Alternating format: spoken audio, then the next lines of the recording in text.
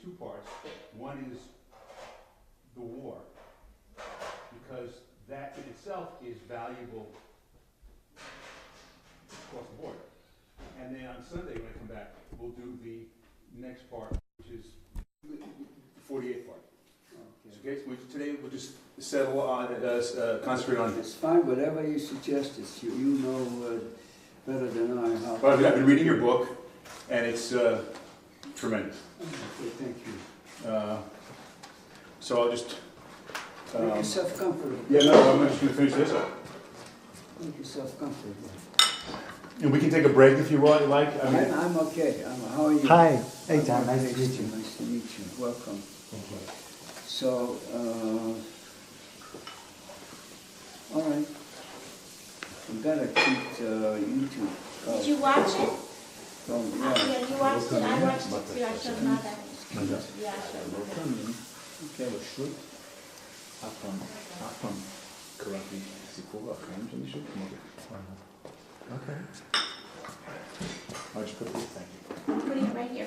No, that's good. All right, let me just get my notes. Picture of the Italiana, I've never seen one like that before. I've seen the picture from the Tel Aviv beach with the ship burning, Yeah. and people standing on the side watching. Yeah, but this is a little different than any other pictures. Okay. There's a possibility I'm in the back there. I'm not, you can recognize, but there was... You're 90 years old now, yes, sir? You're 90? Yeah, turn, plus. When were you 90? When was your birthday? June 27th. June 28th. 28th, 97, June excuse me. 27th. June 28th, excuse me. You met my wife? 28?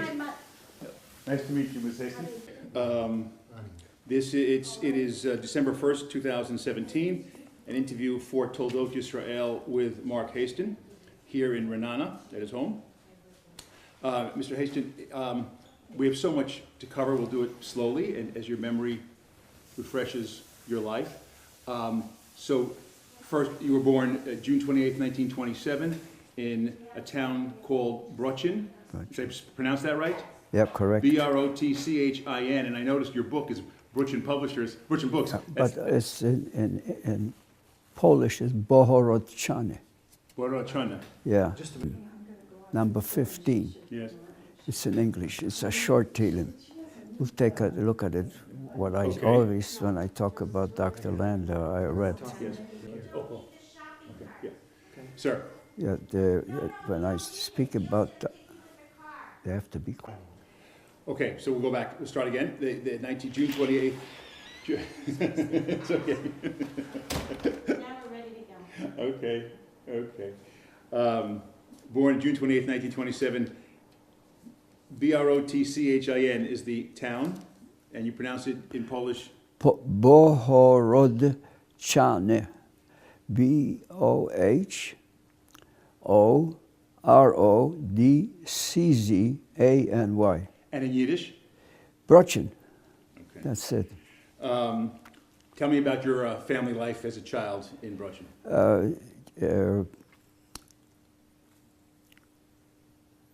My father married my mother in 1925, came back from Germany. Where he had served in the First World War? Yeah, he was a soldier in the First World War in the Austrian army. And he came back, and they were married, and they were planning to go back. And Hitler came to power, and my father said, enough, Gamarnu. And from there on, he used to say, whatever Hitler says he will do. And that was his famous pronouncement, always said about Hitler, Yamach Shemo. And he also said the same about the German people. He didn't say only Hitler himself. He never outlined the Nazis versus Germans. They were all the same. That was his theory. He knew what he was talking about. And so... And he saved your life because of it. Yeah, that's, of course, that's very important. There's a big story behind it. But basically, he was a merchant in different areas, and he was a very good horse rider. He loved horses, and horses loved him too. The story of putting the horse be able to lie down. That's right. How does he do that? He knew how to, I don't know how he knew, but you have to know how to do that. The way he hit him over the knees, and they went down with the first, and that's how I remember. But that was one of his kunsten. But so I had a normal life. My mother was extremely religious. My father also was religious, but he never wore a striemel or anything like this. But my mother never wore a sheitel all through the years, but she was extremely kosher. To her was the most important part in her life. There's a lot of stories about how she survived without eating anything, without touching anything that's not kosher for 5 years. Anyway, so I was born, and then, of course, in Poland. Poland became a country in 1920.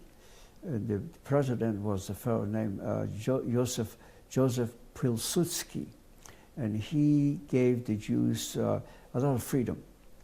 And he urged the Jews to bring in every town in Europe, which was many thousands and millions of Jews, to elect a rabbi.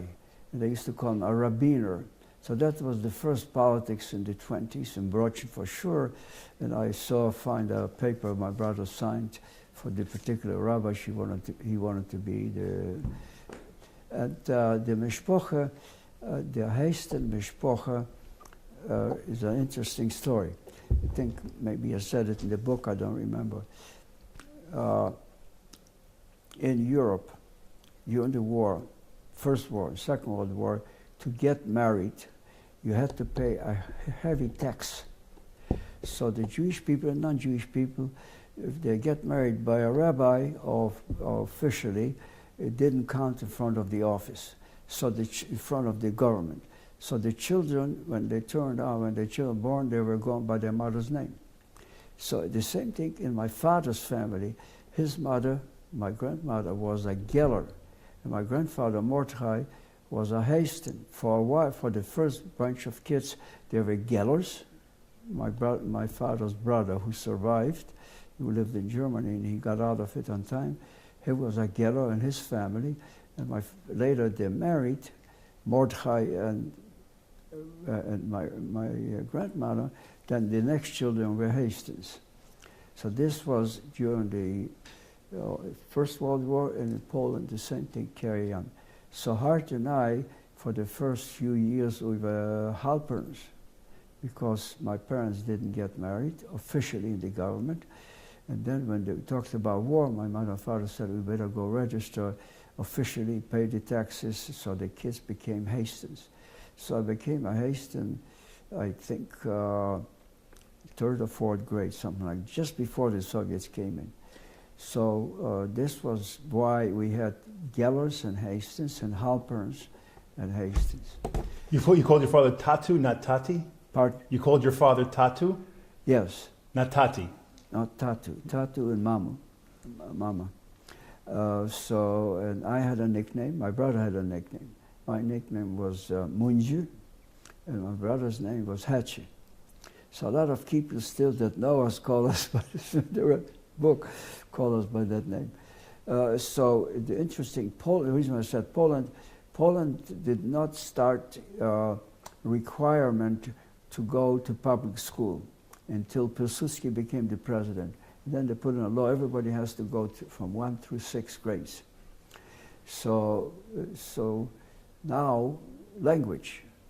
What language do you speak? In my house... You spoke Yiddish? Yiddish, Polish, Ukrainian, German, and in the end, Hebrew. So in Hebrew was not a Cheder Hebrew, it was Ivrit B'Ivrit. Mm-hmm. The Cheder Hebrew was separate. So you had to learn 2 Hebrew languages, the Lashon Kodesh and Ivrit B'Ivrit. So that was the things that was happening during the years after I was born. School started, they used to carry the kids to the Rebbe. The Rebbe had a floor like this with a long stick, and he taught us the alphabet. And that's how we started with the alphabet. And by the age of 3, we already knew how to read from the Siddur. Not much, but that's how it all started. But they would have what they call traegers. A traeger was a guy that used to pick up the kid on his back and carry no cars to what they call. So they used to carry the babies to the Rebbe. Some cried, some didn't cry, but this was the procedure. And then at the age of 3, they started going to Cheder. And then by the age of 6, they had to go to Polish school. So now Polish school also was 2 things. The girls were separate from the boys, separate schools. Of course, the Catholic school. And in our particular case, also the Ukrainian language, but that was kind of, didn't matter. But the only time the kids met together is when they had the course of religion. The course of religion was the girls and the boys got together, but their religion. In our case, it was Jewish, and I never forget the name, Professor Adler was the guy that taught us Jewish studies. Not Chumash Rashi, just Jewish studies, history and things like that. And then that's how we got to meet the girls at some given time. I said it in the book, Yes. I think, yeah. Yes. So that's what Dr. Nadler, of course, he perished. And of course, his son-in-law was one of the Jewish physicians, Dr. Singer, was in our town. They had a Polish doctor also named Dr. Makowski, and he was the mayor of the city. Excellent doctor, very good doctor, I'll never forget him. And I don't remember the name of the Ukrainian doctor. They had a Ukrainian doctor. But it didn't matter because a lot of non-Jewish people used to go to Dr. Singer, and never, from what I know, he perished, well, the first, when Hitler came in. If you close your eyes now, could you see the town? I can recognize it, sure. In fact, the encyclopedia, what they call it, says that everything you want to know about Brochin, the names of the people you call Mark Hasten. Okay. I didn't make it up. That's Yeah, how I believe you. I believe you. You said one thing you mentioned. I just want to go back to it. You took the Ivrit B'Ivrit. What you wrote in the book, you said by the mid 1930s, as the tide of Zionism began to rise in our shtetl. Okay. Tell me what was before and why and how that sudden rise occurred. First of all, the most famous individual in Poland was Jabotinsky, Zew Jabotinsky. My father followed him. And you know what his famous saying was? If you don't liquidate the Galut will liquidate you. And so my father took me to Stanislav, to the big city, which is the head of the quarters of the whole area, to listen to him. At the age of 8, and I'll never forget him, never. And since then I became a Beitari in the organization of Beitar, and actually my father took me twice to listen to him. And this is in my memory. This is 1935. Was he saying then in his speeches to leave Europe? Yeah. Oh yeah, this was very famous story, as you know from history. But there is a book just out now, my daughter sent it to me, about Jabotinsky, but I don't know much, I never read it yet. But the original books about Jabotinsky was written called The Lone Wolf. The two big books about him. And so that's how I started getting involved with the kids in the Beitar movement. You had a Beitar sniff in Brochin? Yeah, sure, we had, of course, we started there. But Zionism started even before that, and I'll tell you why. Later I thought about it. My Rebbe, and his name was Moshe Winkler, was a little guy, smoked cigarettes. His wife was helping, he's a big cheder, but to enroll to his cheder, you had to have a lot of things, okay, because of a very choshev guy. And his sons, the Winkler's boys, became Zionists. And I recall that they used to make placards and Eretz Israel, things like this, by hand on like towels, big, huge, and stretch it out between trees in the city. That's how Zionism started. There was no yeshiva in our town, but when I was growing up, everything was going to Stanislav. So, but that's how Zionism started. So even when I did not know much about Jabotinsky, I already knew about Zionism because there were 2 or 3 brothers that were the sons of Rabbi Moshe Winkler. And if they were for it, then it spread in the town because they That's were the right. Rebbe's Everybody children. knew, yeah. There was no opposition. Not true. Later I found out, later, there were Bundists, a few Bundists. And 2 of them survived because when the Russians came in, they took them to Siberia and they came back, but they didn't live too long, Breckenbrochen. 2 of the Bundists. Surprisingly enough, what was the name of the interior minister in the state of Israel? When? Years ago.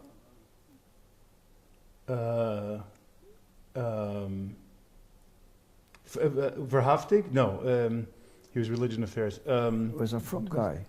What the Sarpnim, Burg. Burg. Avram Burg, yes.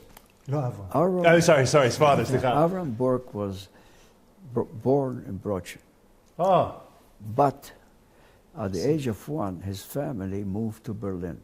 So he never acknowledged that he was born in Brochen, except when my mother is the one that tested him. Said, what are you talking about Berlin? I know where you were born, I remember. They became very close friends. In fact, a lot of pictures we met after we started coming to Israel. My mother loved Israel. And always she came, she wanted to see him, and he treated her very nice. So Avram Burg became a friend of ours here in the state of Israel. I want to go back to Yosef Burg, yes. I want to go back to the speech by Jabotinsky. Can you describe that scene? Yes, to a certain extent. How should I say? I didn't understand all of it. You spoke in Yiddish? Yiddish, of course. Yes. I mean, the political part I didn't understand. There were boos, and one time they were throwing eggs at him. I'll never forget that. Somebody from the audience. Kind of that surprised me. It's still in my mind, kind of hanging in there. There were boos because, they considered Jabotinsky to be a fascist. You know the history, I don't have to tell you. But he was not retreating at all. I don't know what happened. After a while, my father said to me, I remember, don't pay attention or something like that. Forget it. That's the chavek. Sit down, don't worry about it. Because to me, it was kind of surprising. That's what I remember about Jabotinsky. What was the second time you saw him? You said you saw him twice. What? You saw Jabotinsky speak twice, 1935? At the same time. Yeah, the same year twice he came. I don't know why twice. Oh, it could be that because the second time when he came, and I spoke to my father about it, I recall, was Doctor. He wants to organize 1 million Jewish kids to march to Palestine. So I said to my father, ich will gehen. He says, that's the chavek. I'll never forget that statement. Because that's when the second time trying to organize a group of 1 million kids to go to Israel, to Palestine. And he figured it out how to do it. He marched to Romania. Actually, he mentioned our area. The kids would march to our area. And he mentioned, I recall, my father said to me, there's a possibility some of the kids will have to stay in our house. Because there were true kids, people staying in our house running away from Hitler. They used to come, those that run to Romania and so on. So that's I recall, but that's it. Was he a captivating speaker? Do you remember this being? I could hear him, and I understood what he said. Not everything, but most of it, because it was politically attached. So I didn't know at that time too much about politics, but I knew it has to do with Palestine. It has to do, the Jews have to go to Palestine. How many people were in the room? Oh, it's a big, it's not in a room, it's in a school auditorium in Stanislav, big, but there were boos, and they were throwing eggs at him. And somebody threw him out later somehow or other. But that remained with me, that Zionism started developing already. Now, there's another thing that happened in between. You know, they were talking about Hachshara. Mm-hmm. Coming to Israel for a year on a kibbutz. And it was very, very sickening. Very sickening, because as I recall, they wouldn't take kids that were involved with the revisionist movement because they looked more Jewish. They had a long nose, they had black hair, and this was a no-no for the Hachshara movement, which Shomar Tzair started also. And this was a no-no because the kids looked too much Jewish. They liked the Hachshara. The Hachshara was Bnei Akiva. Bnei Akiva was Dati, you know. No, but in the beginning. Yes. That's Bnei Akiva was much later. But the beginning, the Hachshara started by the Shomar Tzair movement, which, by the way, Jabotinsky also got involved in the Hachshara in the beginning of the Shomar Tzair. But they were left. Yeah, but originally it started not as a left organization, very short, but so that's what I recall pretty vividly, that in order to, if you talked about Hachshara, you can't do it because you're too blonde. I had red hair, too white face. You can't go on Hachshara. You have to have, you can go in my case, but in that case they say you can't go because you have a long nose and you have black hair. Huh. Isn't that something? Yeah. Politics. Yes. I want to go back still when you were a child. A couple of things struck me. The rationing of matches, because the Polish government had a tax on them, and you're cutting a matchstick into 4 parts. Yeah. That's kind of... Yeah, the matches were pretty thick. I would say they're probably 2 centimeters square. So it was easy to slice them. So you used one match additional 3 times. And everybody did this? Yeah, but this was just one way. Because, for example, if people smoke cigars, you needed more than. So at that time, you were able, so matches were, as you know, they were taxed by the government. So they had little Flint. Yeah, flip that you put together when you have a little roll that is over. First of all, let me explain you what they changed. They changed 2 things.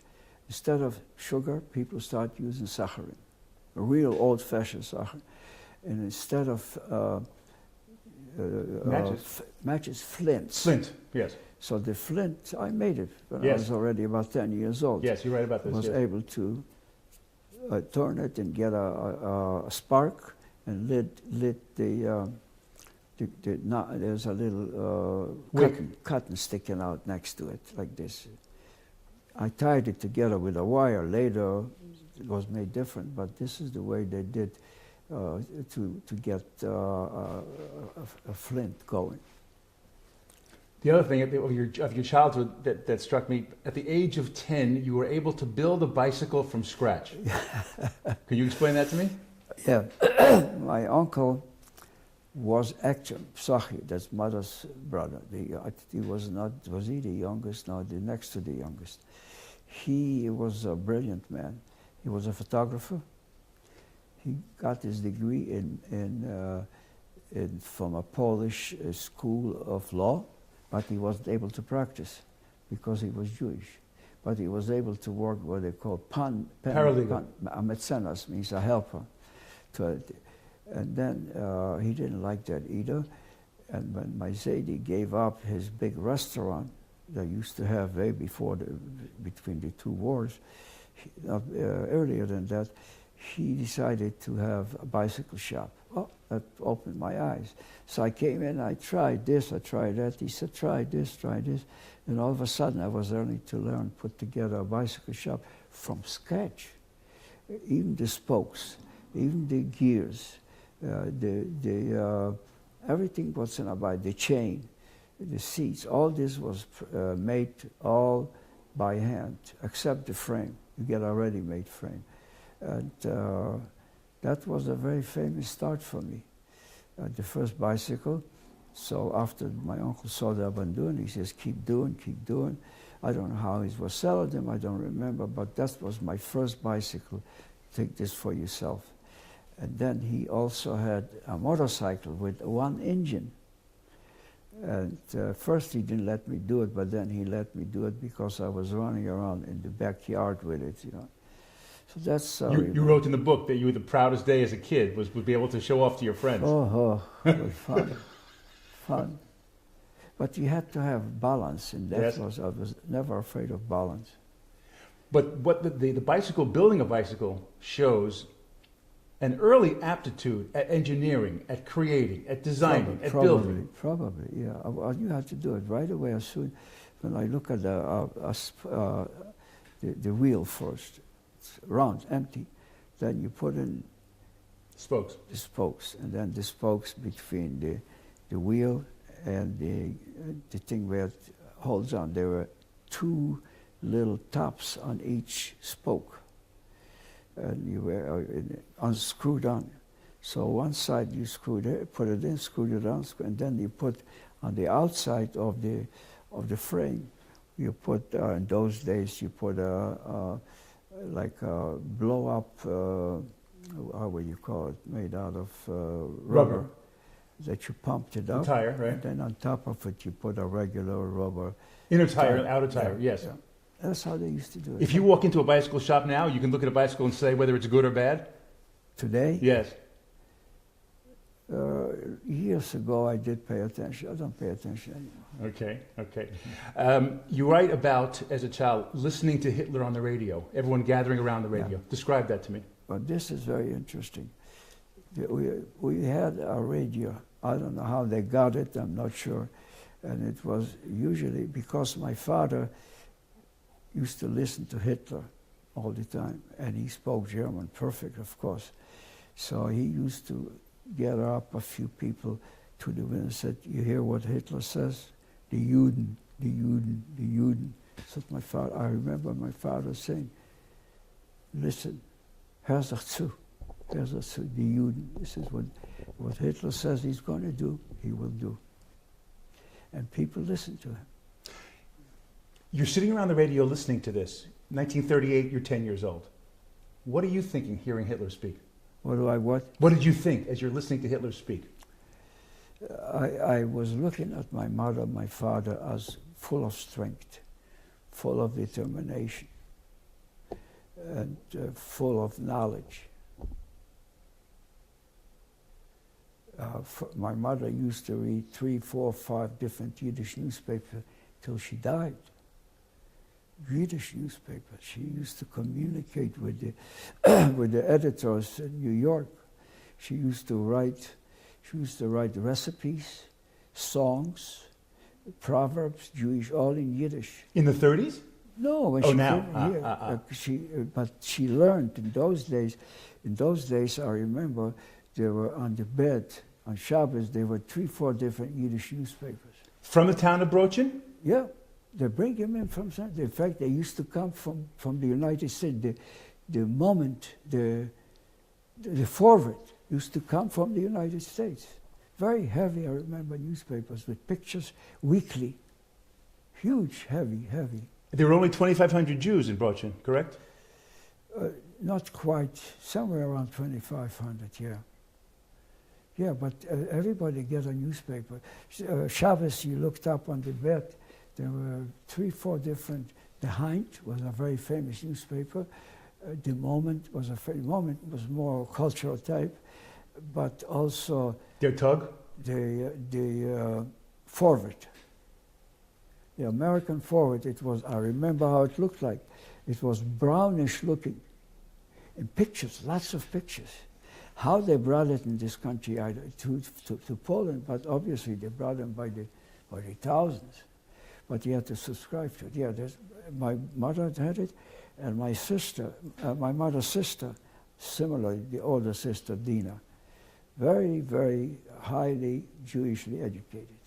And something that, I don't know if I say it in the book or not, but my grandfather, Avram Yechiel Mechel, was a very progressive individual. He was a chassid with a Streimel, but very progressive, which way he thought girls have to get an education as much as boys. That was very progressive in those days. In those days, No such thing. she had to walk to Cheder for girls when she was 6 years old through a little creek without a bridge on stones, walking to the Cheder. She'll never forget it. She used to tell me that. Because he thought the Jewish kids, girls should be also educated, and it showed up eventually. My mother was highly educated. She later self-educated. She never went to any schools until she came to the United States. She went to high school. But no, very educated. You were part of the, if we can say this, the intelligentsia of the I community? don't call it intelligentsia, but I would call it,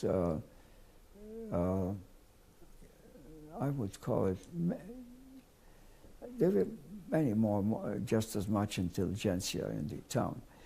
Because I had Chaver that also were, but it was ingrained in Yiddishkeit. Yiddishkeit, you can call it Yiddishkeit. That's what it is. Fair enough. 1938, you're 10 years old, November. Do you remember Kristallnacht? No. Did you know about it then? Did you hear about it? No, Okay. I didn't remember. A story you told about the anti-Semites in the town, the Stubak? Explain that. A Stubak is in Polish a fellow that has to go 3-4 times in the same grade. And there was a Shagitz, big Shagitz, blonde Shagitz. He already played semi-professional soccer. He was already 15 years old, big. And usually they took those shkutzim and they put him in the back. And I was always sitting in the front because I was the smallest guy. And he was a character. Zhid. And he bumped us from time to time because we used to play soccer together or in the back. By the way, I went to see the school in Brochin 10 years ago, 12 years ago. It's now something different, but so he used to kick us specially, all kind of stuff. So one day I said to my Chaver, there was one guy by the name called Moishele Kavunchi. Kavunchi means kava, drinking kava. His mother used to bring coffee to his classroom. He said, Moishele, drink the Kavunchi. So his nickname became Kavunchi. And a couple of the Chaverim, I said, we got to beat the hell out of this guy. We darf him schlugen, zum Teut. That's what, zum Teut. So it was in the winter. So we put a lot of snow, made a heap like this high behind a wall that we knew he was going through, and we took out the sticks from the brooms. Because the broom was with a stick inside like this, made out of leaves like this. And we took them all out and we hid. As soon as he came in, we started knocking the hell out of him. He started yelling, he tried to fight, but 4 of us just beat the hell out of him. He became our best friend. Not only best friend, he protected us later. So this is one of the things I'll never forget. In other words, was as a kid, Poland, I was 10 years old, I guess. But organized, 4 kids. I said, Harry, we got to beat them out. Some of them were scared. Let's go. Once he gave him the skit, there's no more anymore. It also shows your ability to think ahead, to organize, to solve a problem, in this case, in a very specific way because you're dealing with a bulvan, and so that's how you deal with a bulvan. This is who you were even as a kid. I guess. But for example, we had the whole house that my grandfather had was a whole block.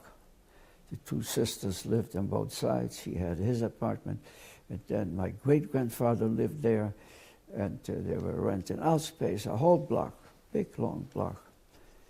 There was one survivor here in Ra'anana. She wouldn't talk to us too much, an older lady, a few years ago. Her father had a tobacco company. I remember he was a war striker. And so what I was trying to say is that, that yes, it was a form of organization, I guess. But for example, in the winter, you like to go not only as sleds, it's easy to make a sled, not only, what do you call it? Ice skates. Yeah, but we made our own skates. I remember making from wood and then putting in a piece of steel around, and then so tie it up with the rope to your knees. Made our own skates. You were all this is all self-taught. You just Yeah, that's right. That's the way it was. You didn't have a. No, I guess you that's the way it was for you. Not everybody could do what you could do. could be, but they imitated me. I'm sure they did. I'm sure they Imitated. did. Once I made a pair of skates, everybody came over. This is a funny story. It's not a nice story. I wanted to make, we had in the backyard 12 months around the clock, daily, and except Sundays and Saturdays, that two father and son were chopping wood for us. You had to have it for the stoves, and for the kitchens, and for the ovens. 12 hours a day, 10 hours a day, I remember, father and son. And so I was watching them, what they were doing. So I wanted to make a wagon. So I made the wagon, and I had the father and son cut out a round piece of wood, and I took a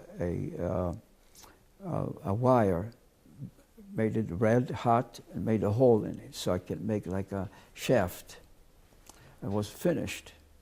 But my grandfather didn't like my chaver.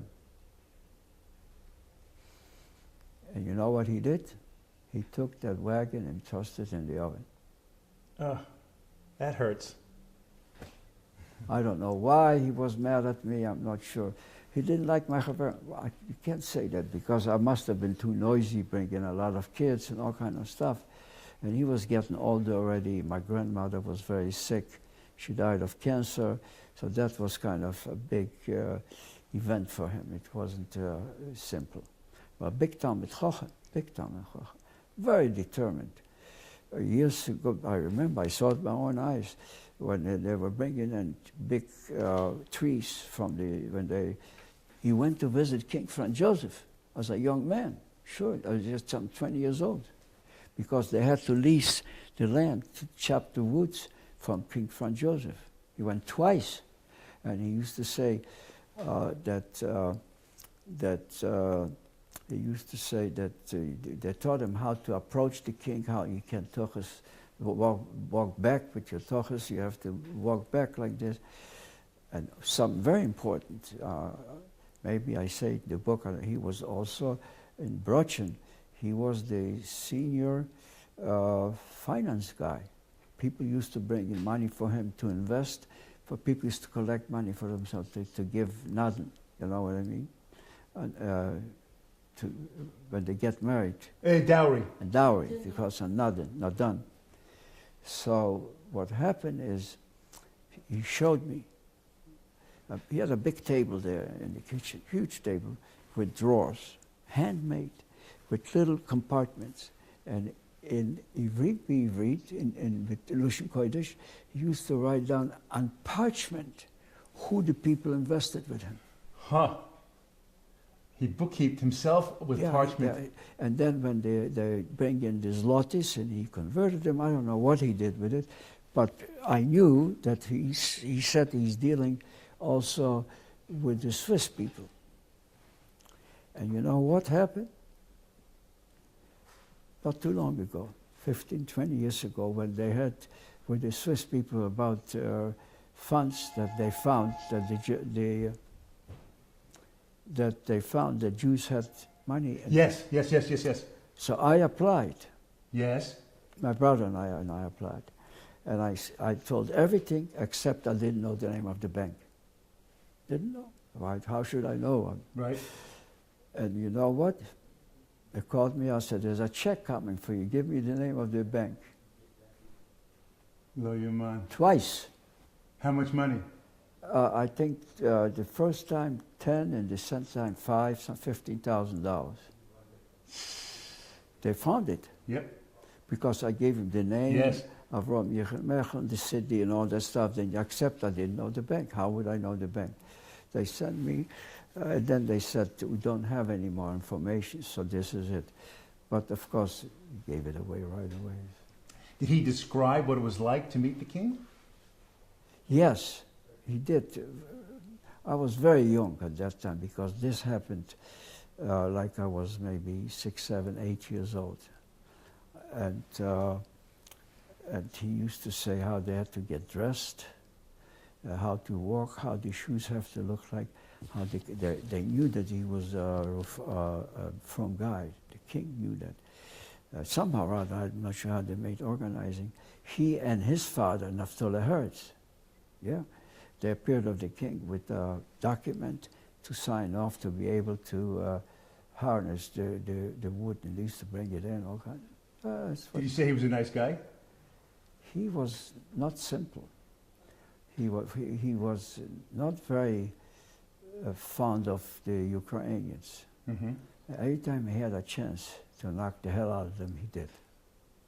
Particularly if they stole something, Geneve.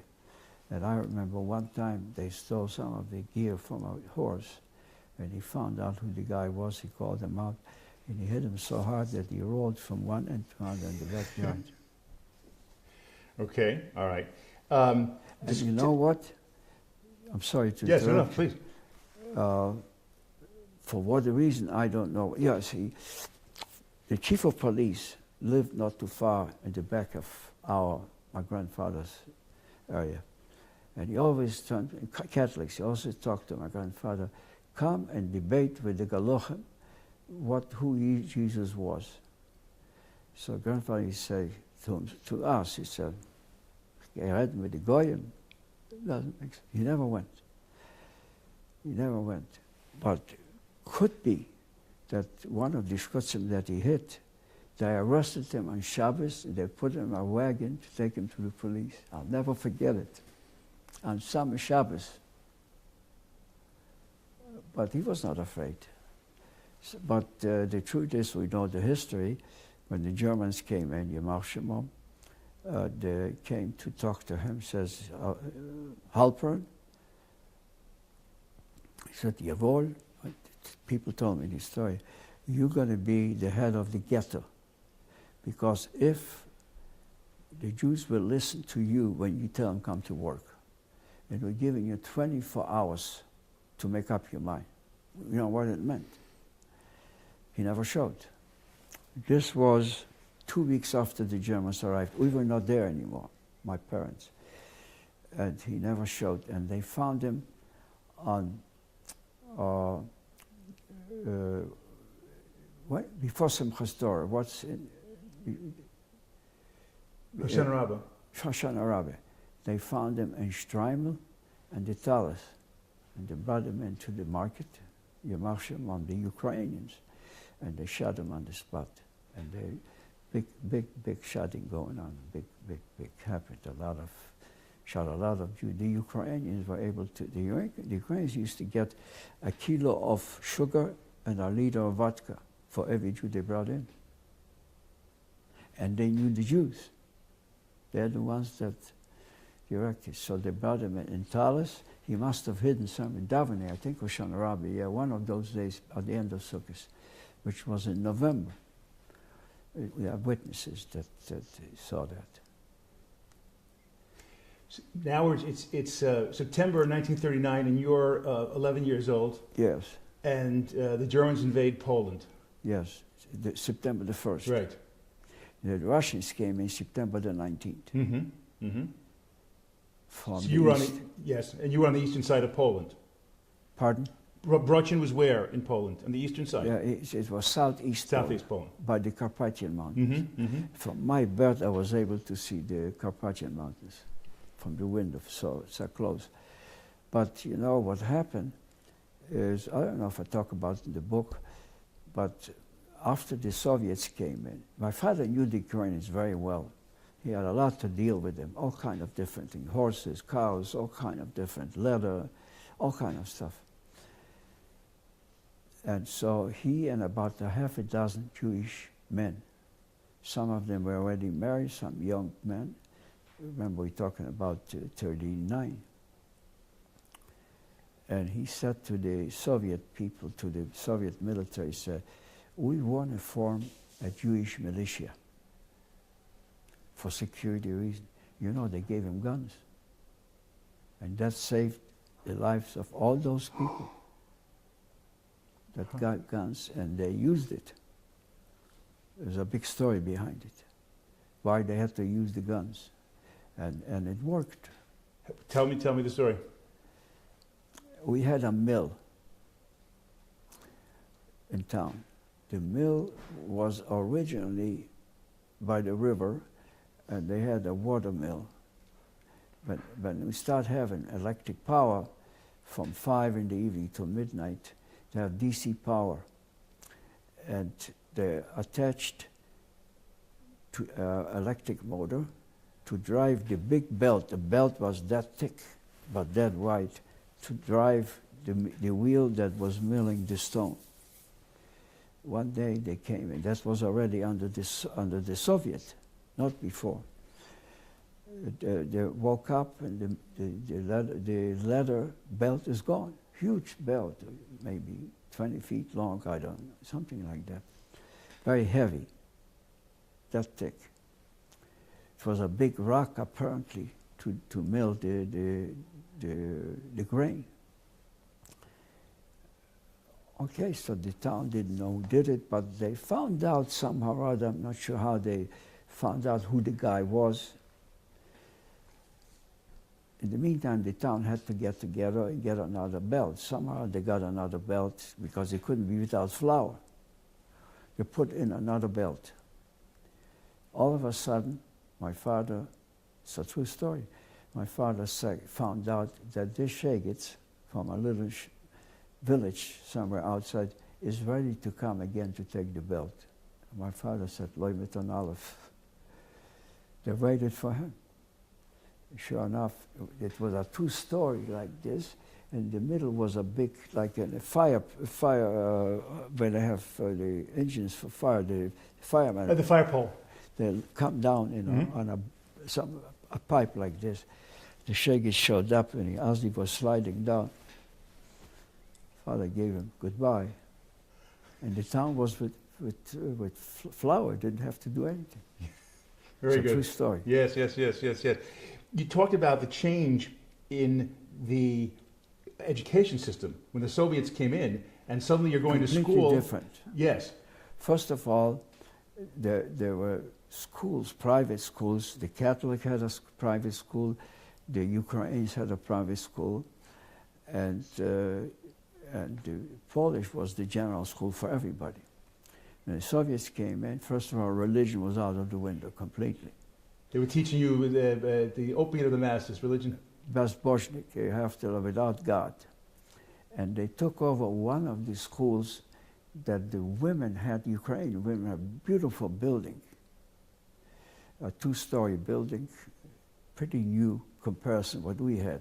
The one that we had is still there, but it's not a school, it's some kind of a, when my brother was there about 10 years ago, 12 years ago, it was some kind of a recreation place. I saw the Ukrainian shaker there coming out, crazy. So they made this building now a complete school through 12th grade. The director of the school became a Russian woman. She must have weighed 300 pounds. 6'5". I mean, she could take a kid like this and toss it like nothing. A red-headed woman.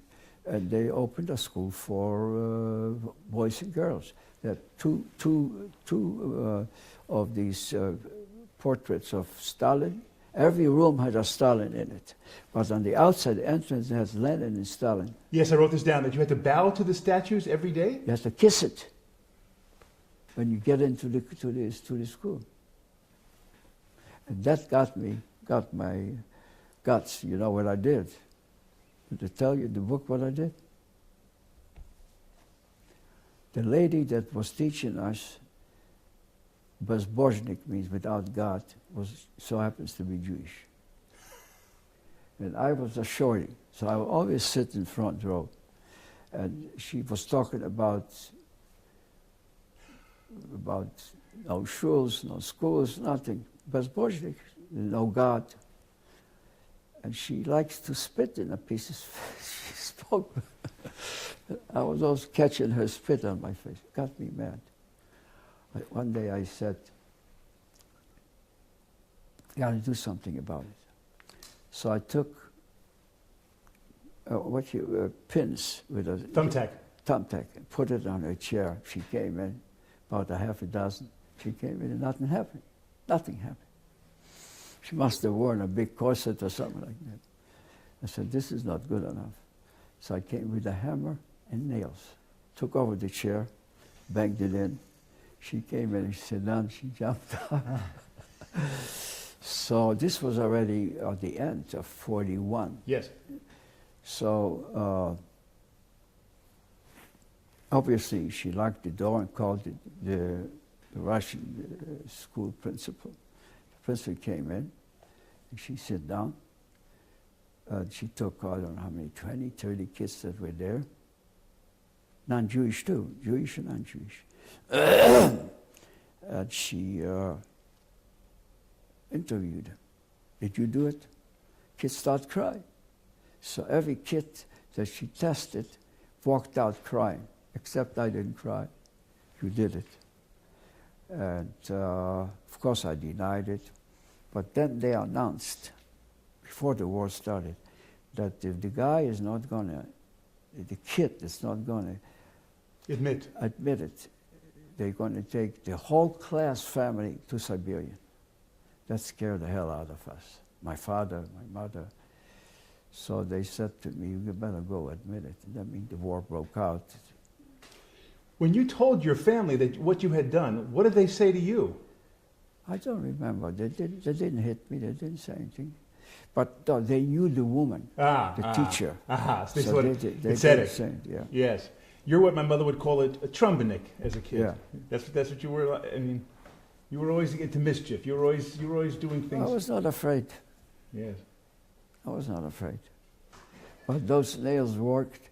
I had to wait everybody out of the class, and Stalin was over the picture. I looked at him, I was afraid maybe he'll talk to him. I threw it over the chair and knocked in about 4 or 5 nails, big nails. But she jumped very high. I'll never forget it. It's funny. Oh, yeah. But the moment she finished with the kids, the last guy that she interviewed, I didn't cry. She said, "If you didn't cry, that means you did it." Yeah. Before I forget, because I'm going to forget, you said you went back to Brochin 10 years ago. 10 or 11 years Yes. ago. Did you went to the house where you grew up? The house is not there anymore. Uh-huh. They built several things. They changed the streets location, and because in Europe the main streets were always occupied by Jewish families. But in our case, 2 cases that are specific. If you look at the picture, you can see. Right after my Zady's house, the street name was Mickiewicz. It's a famous poet, Israeli poet, at number 4, the whole building. In the back was a big yard, and part of the yard was a big, huge fence made out of brick. In the backyard were all the stalls for the horses, cows and chickens and everything else, and a well. So this was in the backyard. So when we went back, so they moved all the streets in different direction, and the well is still there. It's a picture in the book. So this was the well of the back, so that's how we can recognize the place. But in the back of that big wall was the church, and the church is still there. They converted from a Catholic to some other church, some other denomination, still there. They fixed it up. So it was literally, I could see also from my window, the Polacks used to celebrate May the 4th. It was some kind of a holiday, Independence Day. So they had a trumpeter on top. I could see it from my window a little bit every year, May the 4th, excuse me. So on the other side was the church and a huge piece of land, huge, fenced with another big fence, a brick fence. So now there's nothing there except on the place where we know it is a post office. We have a picture of it, and Judy found a picture, beautiful building they made. There was no point. What happened next to that school was the apothecary, Jewish apothecary. I forgot his name. I can't remember. But he had a son and a daughter. The son was Jewish, but not observant. Big guy like this, huge.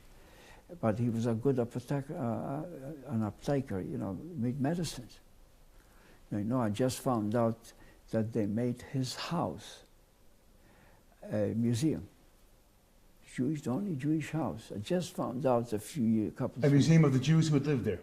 The museum, the apothecary was there. The house of the apothecary is there. That protected it. Ukrainians, I don't know what got into them. So, but in the back of the yard, there was a huge, that's where the Catholic Church had all those guys that they studied to become priests. What do they call them?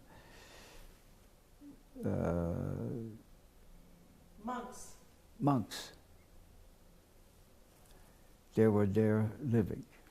I'll tell you a story that was, I'm not sure it's in the book. My Zadie was a chassid from the Chortkova Rebbe, the city of Chortkov. I'm sure you heard the Chortkov Rebbe, big mishpoche. They lived in Chortkov, and a lot of Hasidim used to come there once a year to see the Rebbe. The Rebbe moved out in the 20s to Vienna after the war. But he used to come back to Chortkov to visit his Hasidim. So my Zadie used to go every year and to visit him. What happened is that big fence had a door just about this size, even bigger a little bit, very tall, made out of concrete and brick, but it was passing by my Zadie's fence. And these Kutzen, these guys that used to bring the horses and always tear the fence apart. This was in the 20s. So my Zadie went to the shopkeeper and gave him a kvittel. What do I do? The rabbi said, don't worry. I don't know what he said. That big opening to get in was doors, but very big, made out of concrete and brick, huge. But the guys that became priests, they worked in the fields and they were farmers. So they used to bring back hay and straw, a huge one, big buggies with horses coming through there. And each time they come through the Zadie's fence, they were cutting it out every summer. So one day, it's a true story, one day the Scotsmen came with the horses and they tore the fence apart. And my Zadie went to the Rebbe and he wrote a petek. The Rebbe took the packet, told the priest, don't come to me anymore with any arguments from the Scots. Throw it away. That year, 1921, Poland was already a country. The horses came in, they started running. Those two priest sitting on top of this hay, chopped up their heads. They shut the door for good. It's a true story. Okay, you feeling okay? We can continue talking? You feel strong? Whatever you want to Good. say. Okay, no, let's keep going. Ask me questions. Yes. Okay. So, so June 1941, you leave Brochin in the horse-drawn wagon with your family, a couple of other families. You're one step ahead of the Nazis. Yeah. What happens is, my father heard already the cannons behind, and he didn't ask Mother anything. Like late at night, before midnight, he came with 3 horses. My brother said 2 horses, but I'm not going to argue with him. 2 black horses and a big white horse called Schimmel. And he said to my mother, "Mir gehen schon. Wie gehen wir? Mir gehen schon. Je mag schon, Mom, de Duitsers zijn schon doen nicht wat." You could hear the cannons. And she said, "Pack up." She took big bags, made of, old-fashioned bags type, filled up with her dresses and hats and shoes, filled up the big wagon, put us on the wagon, and he asked everybody. Her sister, she wanted to go, she didn't want to go. My grandfather, my grandmother was not alive anymore. He didn't want to go. But other people that went together with my father, that became the what they call the militia, said they're going to go with my father. Several of the people. With their guns? With us. With their guns? Yeah, of course he with the guns, sure. And that's how we started. And there's 18 people attached to the wagon, not the one sitting on the wagon. 4 brothers sit in the wagon because they were young kids. And I'll never forget it. My mother knew who they were, and she found them in Israel. She used to keep in touch with them. Big families. The Rubin family, and the Luster family, and the Lappe family. Big families. This is June of 1941, and you are 13. Yeah. Did you ever bar mitzvah? No. No, it's not true. What happened, my father didn't go there was no bar mitzvah. There were just, they still let the Stiebel were going.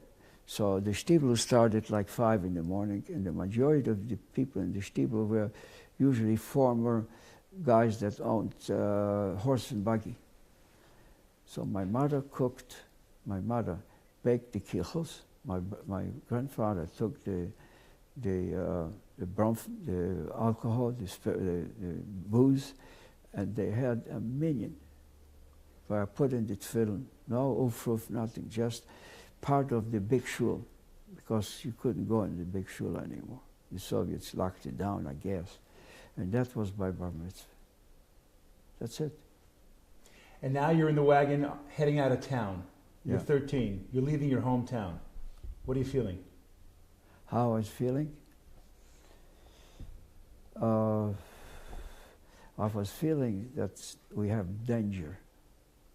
It's danger. The Ukrainians are dangerous people. That's how I was feeling. My father said it. He said it. The Ukrainians, Hitler is going to look for all the Jews. Let's run right now.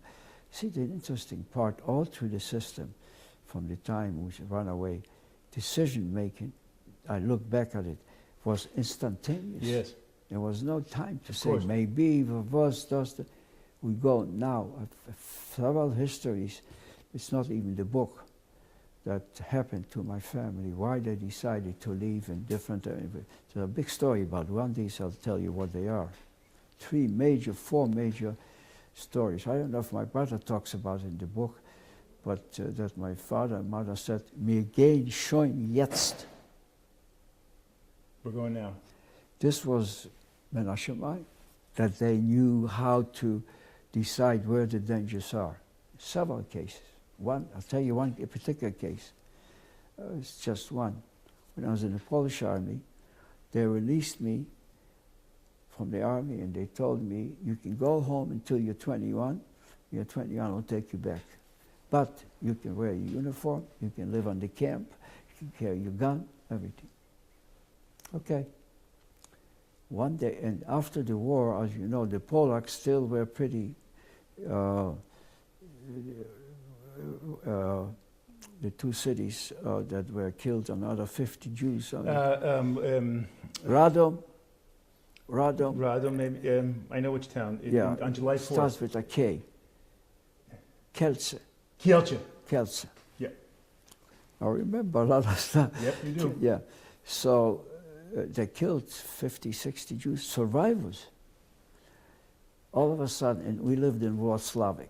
There may be 50 or 60 families, people that survived. One of the survivors was a young man, later became, from Warsaw, became the first ambassador of Israel to Poland. Later, I forgot his name.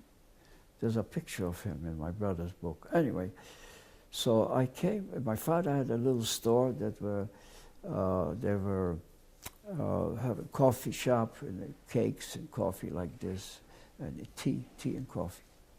I came in, all of a sudden I came to where my father had it on the main street there. There were about 150 Polacks yelling. The Jews killed a girl to have blood to make pesa. You know, it's an old Bible. I couldn't figure out what's going on. And I looked at myself, I said, what's here? And they're yelling. But I knew the story about blood Bible. I went back to my company on the river, Wetzler River, Wetzlar, still there today, by the way. And I had friends, not Jewish. And I said to one of my friends, my father's in trouble. Let's go. Take the truck. I think Studebaker. The Studebaker have, the Americans send a lot of Studebakers to the Polish army. We took a gun like this, put it on top, and I was behind it, and he was driving, came running to the store. They were still there yelling. Pulled the trigger in the air. Within minutes, they disappeared. Okay, we were scared. I was not scared. Maybe I was scared, but I didn't have a choice. We closed the store. My brother was home. He was a kid. And we came home. And my father was going like this from corner to corner. My mother says, "Was is geschehen?" "Oh, you very soon get Hannah." Her name was Hannah. What happened? The Polakim wanted to set a billboard that you're going to have blood to make matzah for Pesach. Mother looked at him and said, she sat down, put her head down, never forget it. We had a beautiful apartment from the German officers. The Polish army gave it to me. In fact, a big stove in the middle for heating the winter. Remember the color was green.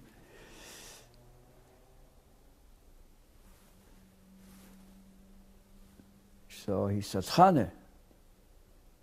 She said, "Ach, tracht. Was trachste? What do you think?" "Wir gehen schöner weg. Genick, Polen. Genick."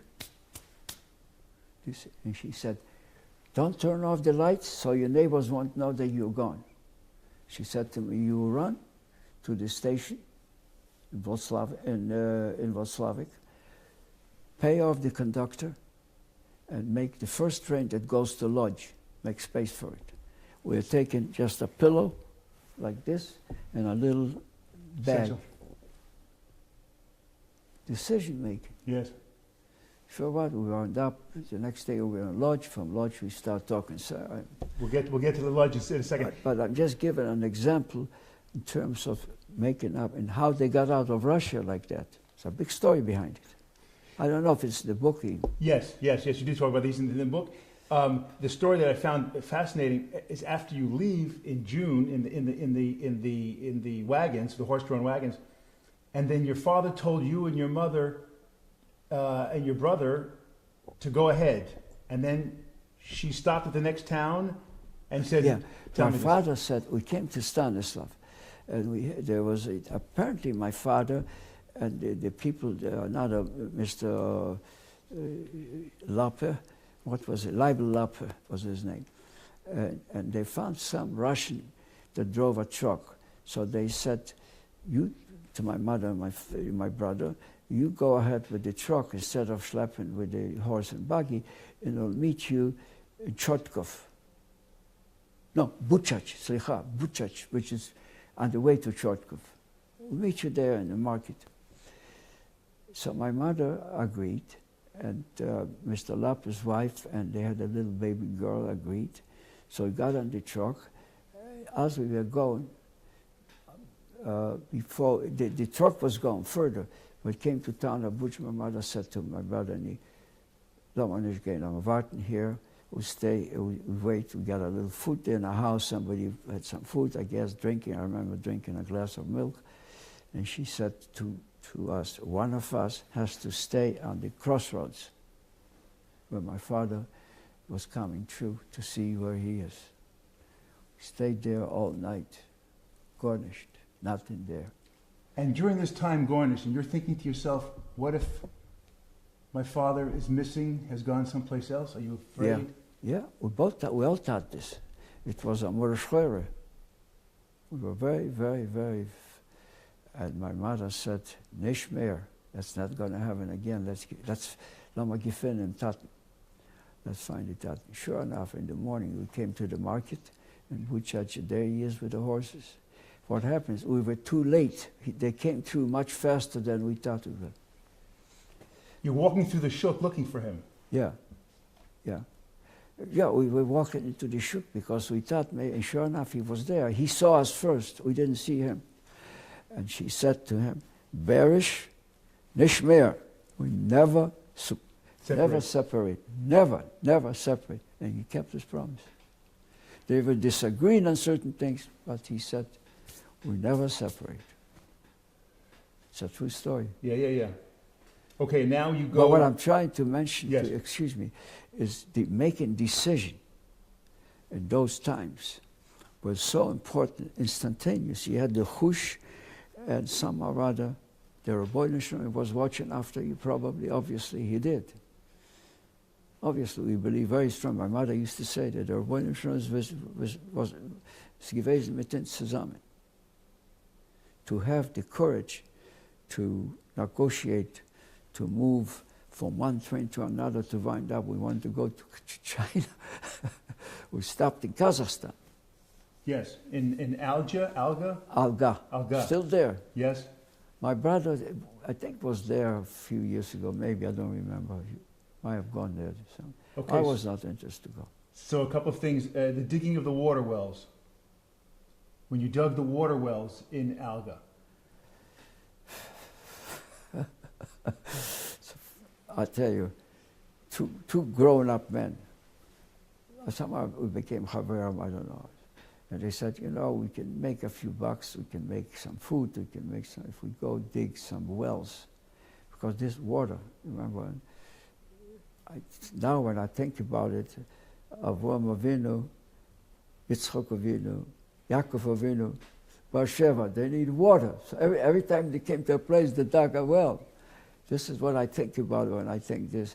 So they said, let's start showing the people how to make a well. They needed water. There was the river, Elek River, was not very clean. They wanted water for it. So we started doing it, and we became well diggers. We didn't get any money, but we got food and sleeping and all kind of stuff. I was 15 years old. And they used you because you were a short little kid and you were able to get inside. Yeah, and not only that, when they lowered me, they had two cans, two buckets. One was going up and one was going down. But I was the youngest, and they were able to lower me down, and I had a big shovel. And I became an expert digging wells. What does it take to become an expert digging wells? You have to run out fast, because otherwise you're going to drown. The water was coming so fast. And then you had to, after the well filled up, it was frozen water. How did you know where to dig, though? I mean, where would you... We just picked, there was a street, and the end of the street, we put it in the middle. But how did you know you'd find water there? Because you were close to the river. probably we figured out, I'm not sure, I don't remember, but because you couldn't do it between the homes. So the street ended, but then the street to put a well. Okay. It worked. You describe in the book how you used to handle with the soldiers coming through. That's a separate story. Tell me what it was like to handle. At the age of 13, you're handling with soldiers, Soviet soldiers. What happened is they were dressed like in new uniforms, new boots, new shirts, but they looked gorgeous. So I had cigarettes, tobacco. Where'd you get it? They were growing it in the back, mahorka, they call it mahorka. And so I used to, and what I started looking for, actually, they came from Tashkent, from the way south. And there they had dried fruits. We never had dried fruits. Kazakhstan didn't have that kind of stuff. So raisins and figs and all kind of different foods that were dried, sun-dried, literally. So this took and they used to stop at the Algas station because the station had a pump that had hot water, what they call kipyatok.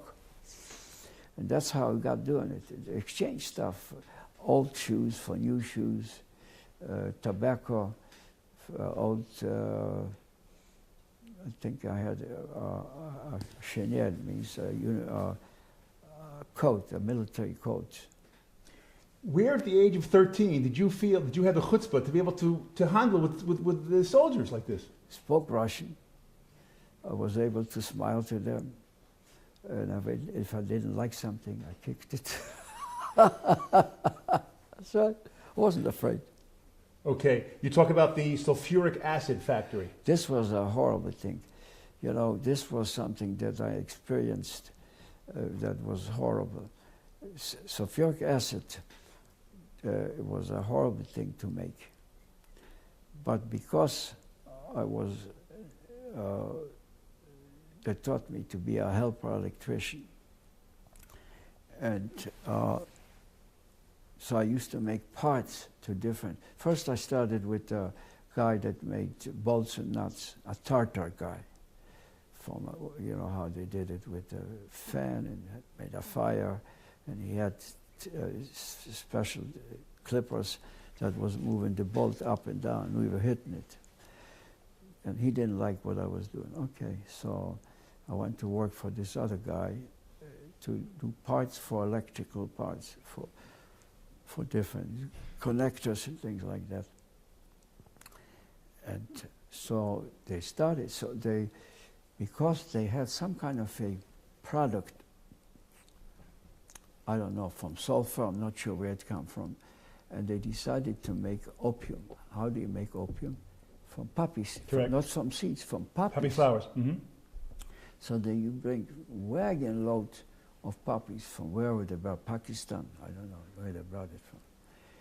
And they used to put them in big containers and steam it. Well, I don't know what kind of product they added inside, but after the steam used to come out water that was perfectly black, literally. But that they had to eliminate the water to get what's mixed with it. So I made a square size, about double the size of this one, electric dryers.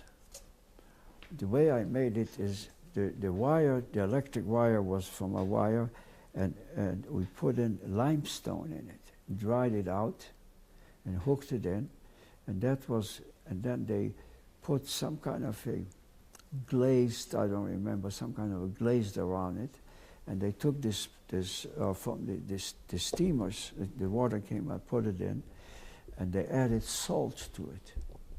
And women, 2 women, 3 women were sitting around those squares with a Kochlöffel and just mixing it until it all evaporated and it became white powder. That was opium. That's how you make opium. And who would you give this opium to? Who was it for? I did. It was for the military. Uh-huh. To do what with? To people, I guess, for people, sick people, I guess. You never tried it? I didn't know what it meant, Uh-huh. but I had a problem because I used to like the poppy seeds. Yes. That got me into trouble. because poppy seeds knocks you out just as much. I used to fall asleep.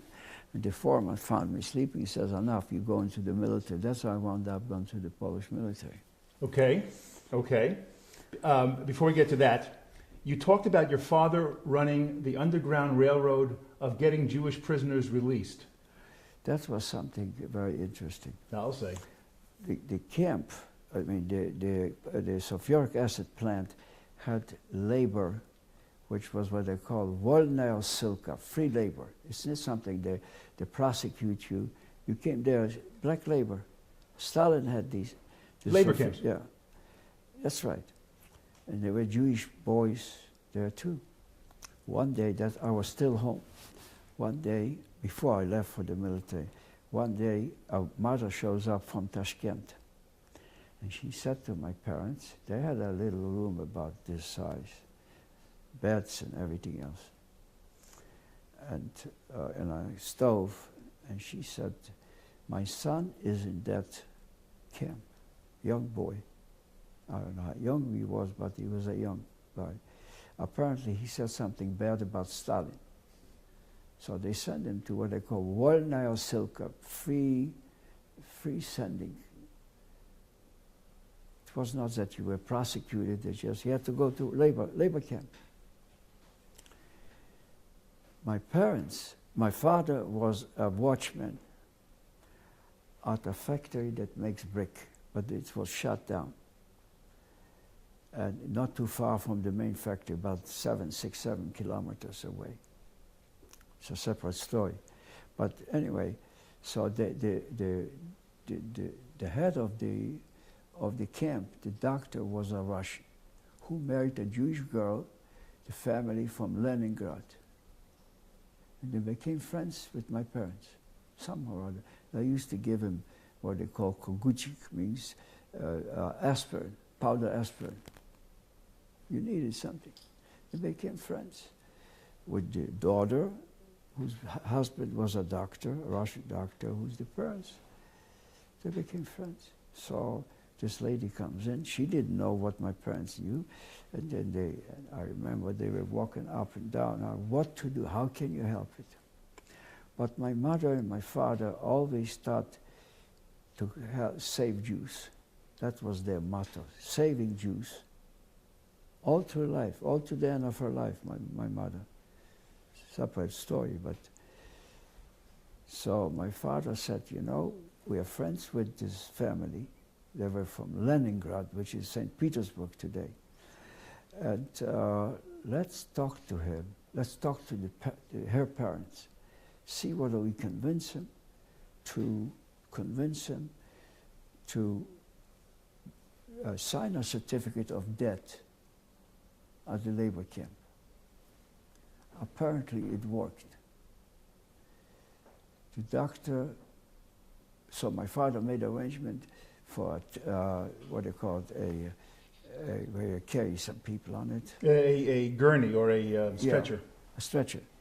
And he paid off 2 Schutzen, whatever, I don't know how the transaction went. And the doctor agreed to sign a certificate of debt. They put him on the stretcher, and the cemetery was not too far from the camp. And somewhere or other, who's going to pick him up? So my mother and his mother volunteered. They brought the kid out, put him in the dirt, put a pipe in his mouth, 2 pipes, one in the bottom, one on top, with like a cross. And they hid behind somewhere, the two women, just before dark. And they carried him out. They covered him up about that much dirt. Within an hour, the 2 women came and undug him and took him home. They cleaned him up that night. And they went, my father sent somebody to have the train stop in Alga to go south to Tashkent. You can't believe stories like that. No, you can't. You can't. That's not the end of the story. And you knew this was going on, right? You were aware of this The first time, yeah, but not later.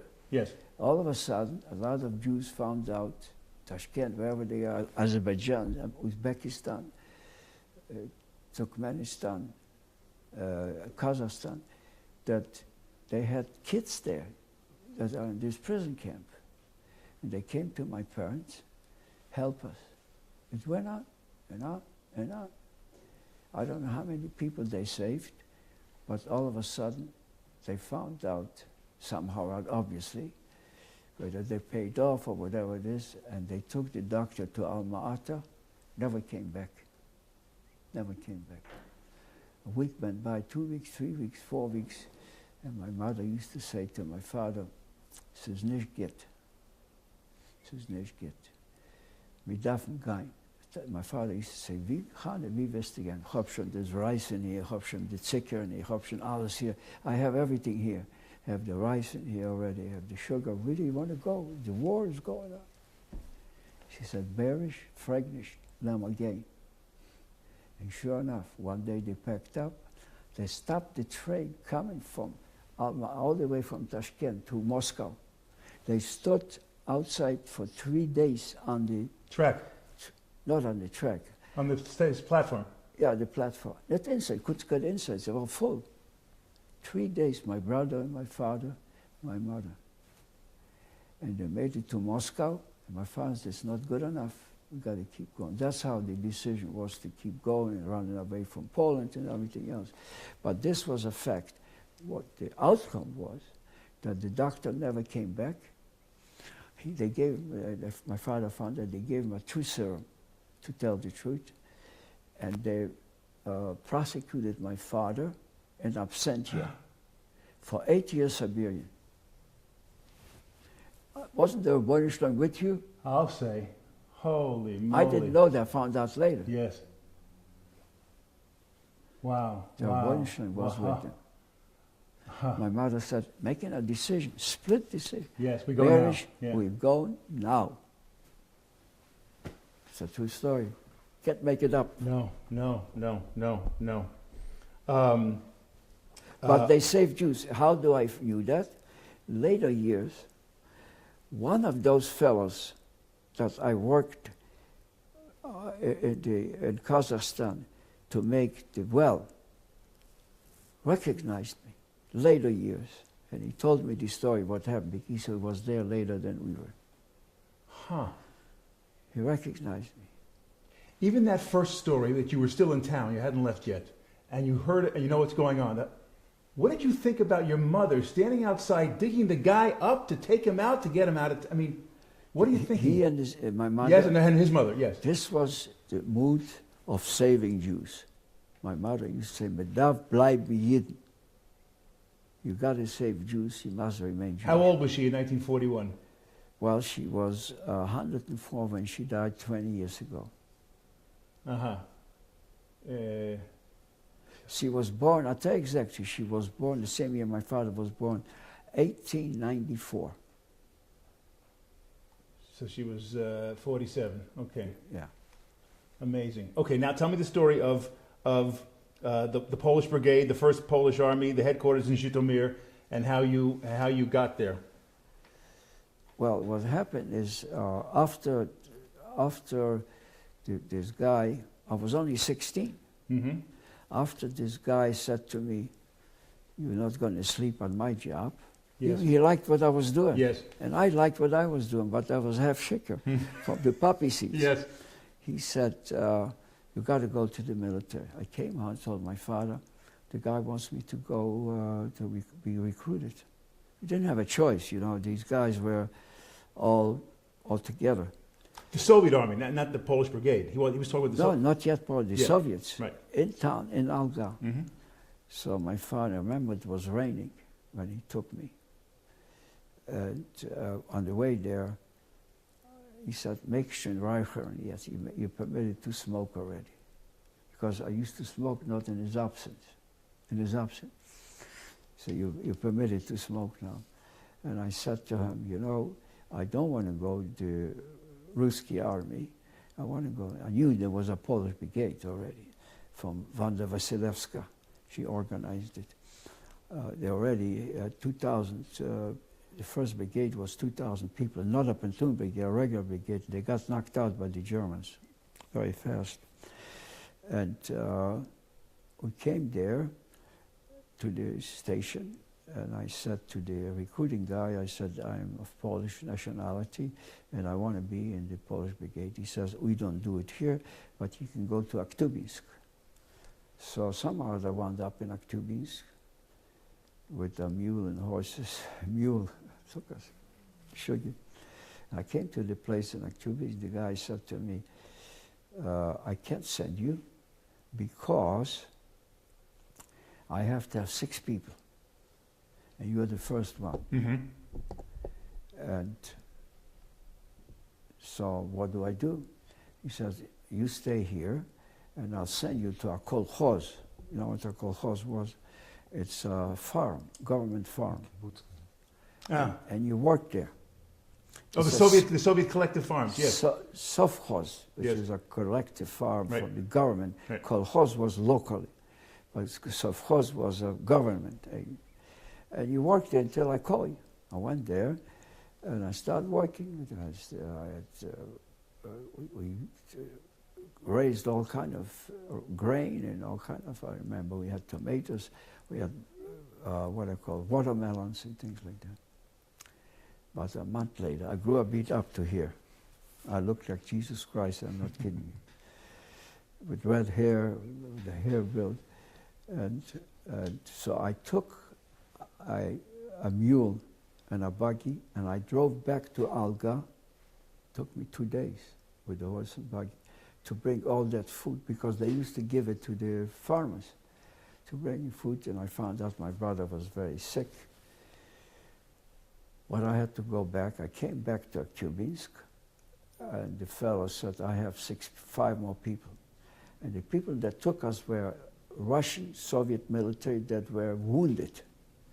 We sent them home. I was sitting waiting, you know, like this. We were ready. He gave us some papers, I remember. He comes in, he says, you can't go. I says, Почему? Why? You're 16. I can't send you. He said, Почему? And I start very, I don't remember crying, but very reddish in my face, shivering like this. He saw I was very distressed. About 15, 20 minutes later, he walks back. I don't remember how much time, but he walks back and says, you can go now. You're 18.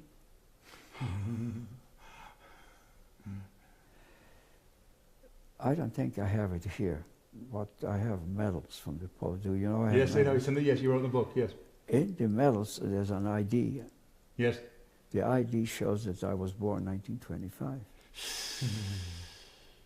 My name, my father's name, the date's all correct, 100%. Except the year, yeah. You're there as a 16-year-old in this town. Your family's back in Alga. Are you not scared to live? I mean, in other words, you're by yourself, no family, no parents. No, who talks about scared? You kidding? You only have to worry about to eat. That's it. No worry.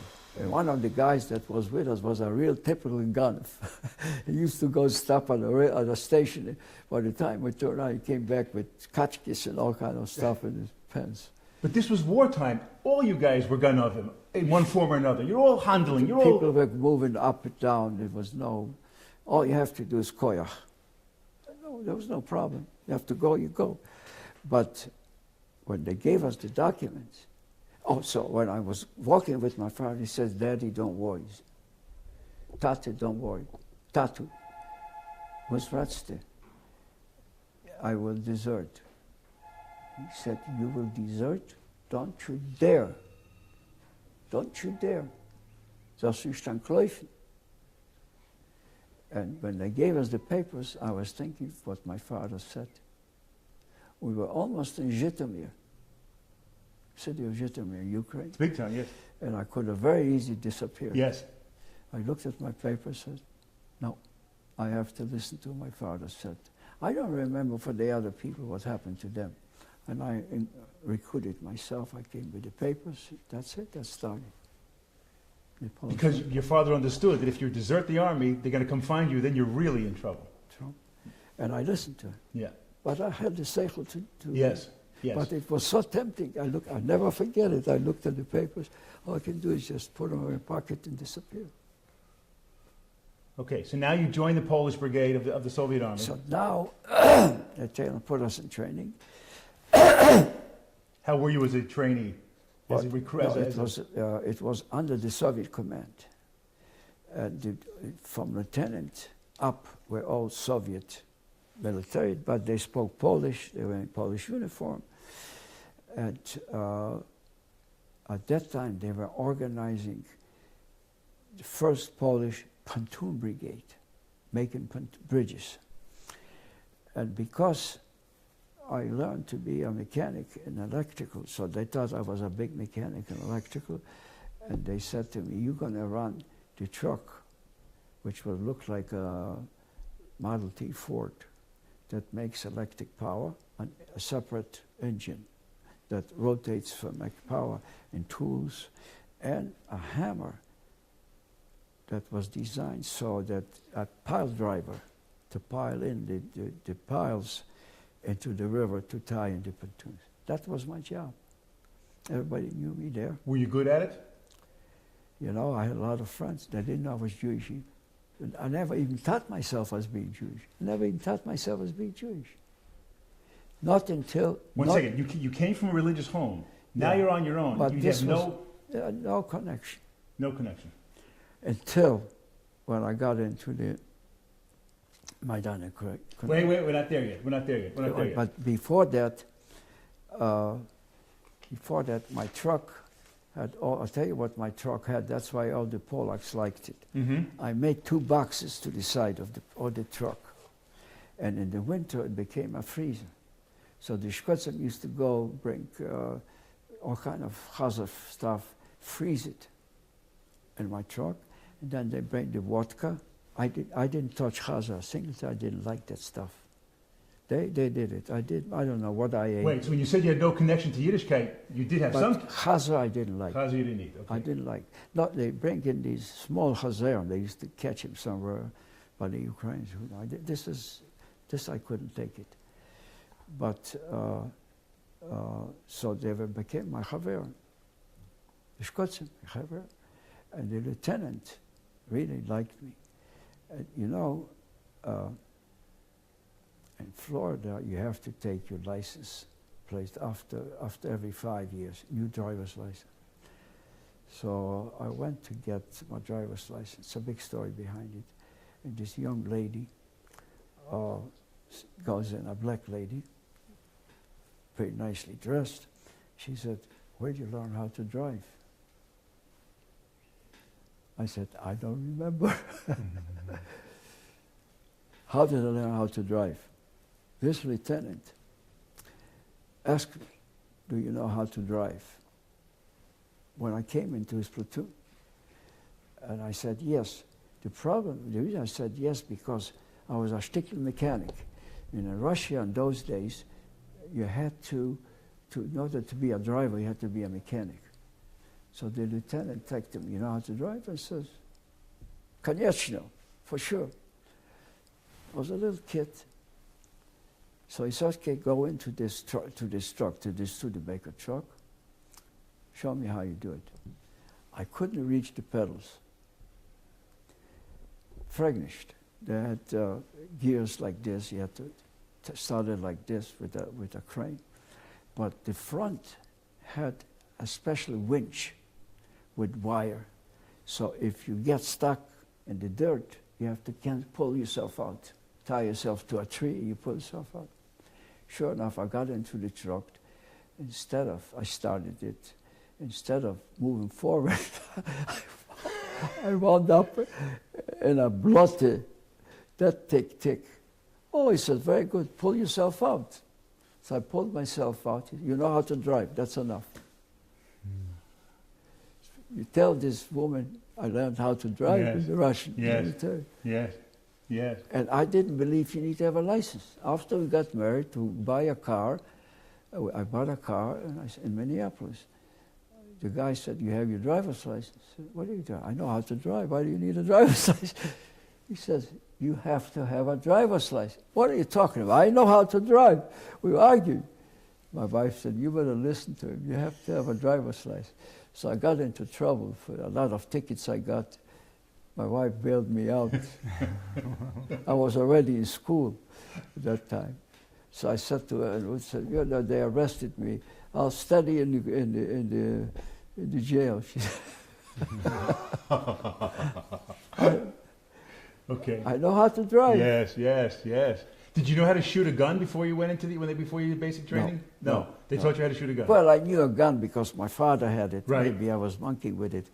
But in the Polish army, they gave us, everybody carried a real Luger. Yes, a a Luger. real Luger, Yes. not a Russian Luger. I carried German a Luger. Luger, German Luger. So, Okay. So let me ask you. Okay. So now we're up to July 1944. yeah. You're in the Polish army. Tell me what Okay, happened. Yeah, Majdanek. 1945. July 44. 44, yeah, that's July 44. 44, excuse me. Tell me the story. But they released us. And they told us they're going to take us back. See, that's what happened. But I was still, in 1944, I was in the Polish army. And we stayed in a town called Lubartów.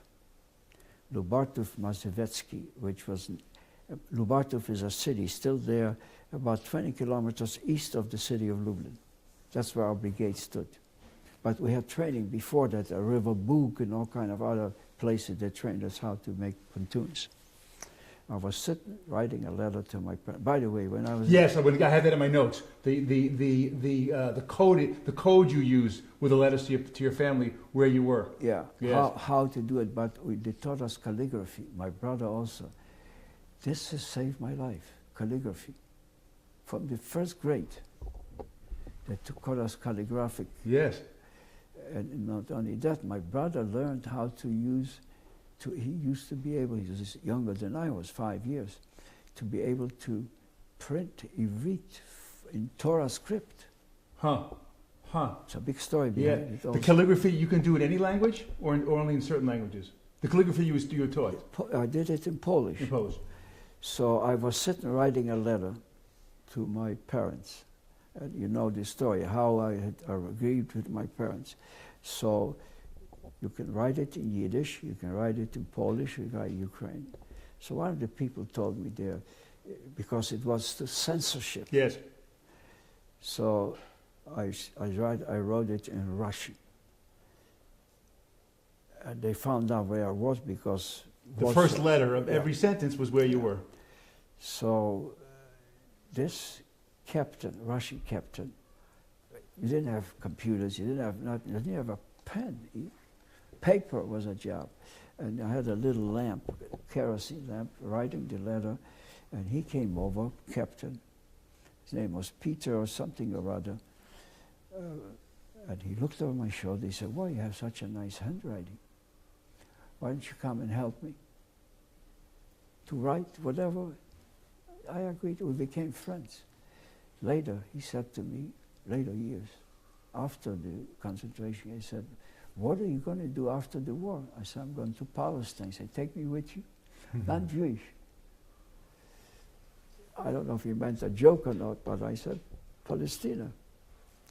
So he looked at me, he said, "You better help me." And that's how I started to know him. And then after the war, when they released us, he was still a captain. And he asked me to come and work in the supply department. I used to have a picture of it, but I lost it somewhere.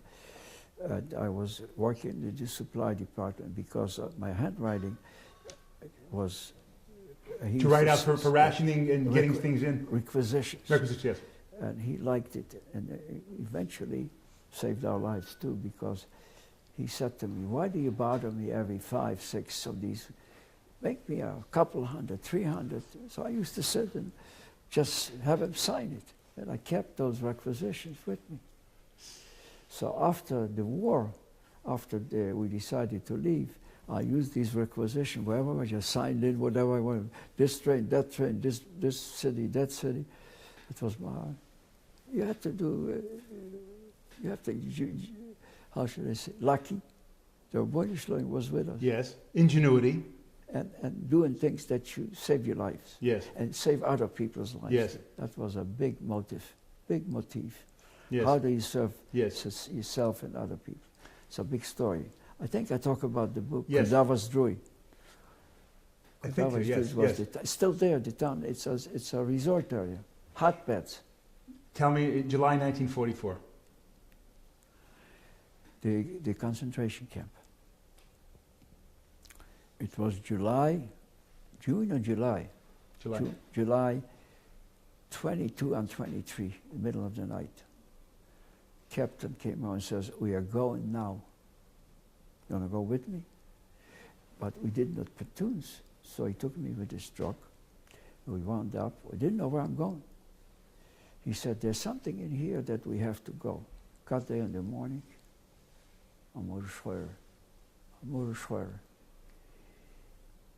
People were walking around like this. The ovens were still hot. Bodies in the gas chamber. The Germans were proud of themselves. They used to call it the best German engineering. When I heard the word German engineering, I shiver. There were bodies still in the, not only in the, they said that the reason why it was the best extermination camp, they had 5 chambers. And they were doing it so that they can bring in the bodies. I don't know if you ever been have you ever been to Majdanek? You were never there? Do you remember where the gas chamber was? Next to the belt. Yeah. That were able to slide in the bodies into the chamber, and they take them up in the back with wheelbarrows. You know, all those big, all the clothing there and all the shoes and the suitcases, still there. They came from all the time, from other places also, not only from Eitan. And I was shocked. I don't know what I was thinking, but I was thinking, are the Jews in here too? Because this was originally made to be a Soviet camp for prisoners of war. Then they converted to a crematorium. And I remember walking around. There's a picture of me where this captain was holding 2 scalps. And I was standing next to him, 2 scalps from people. And I didn't know whether Jewish, I knew it's a massacre. But I found out very fast. So I said to myself, I already knew the Jews were being exterminated. My mother told me that there's a big, how should I say? Yeah, yeah, Churban. So I was looking for Jews. And I looked, but the majority of the Jews there were from France and Belgium. I shiver when I listen to it. So these guys were walking around like this because I wore a Polish uniform. So they knew I was different than a Soviet uniform. So they looked at me like this, and they went back, and I looked at them like this. I couldn't speak French, couldn't speak Flemish. So I turned around and I said, "Kannst du reden Yiddish?" "I can't read Yiddish, I can't read Yiddish, I can't read Yiddish, I can't read Yiddish." That's what happened.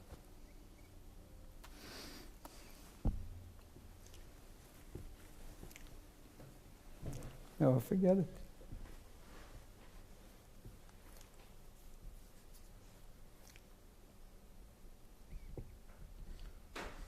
Did you speak to them?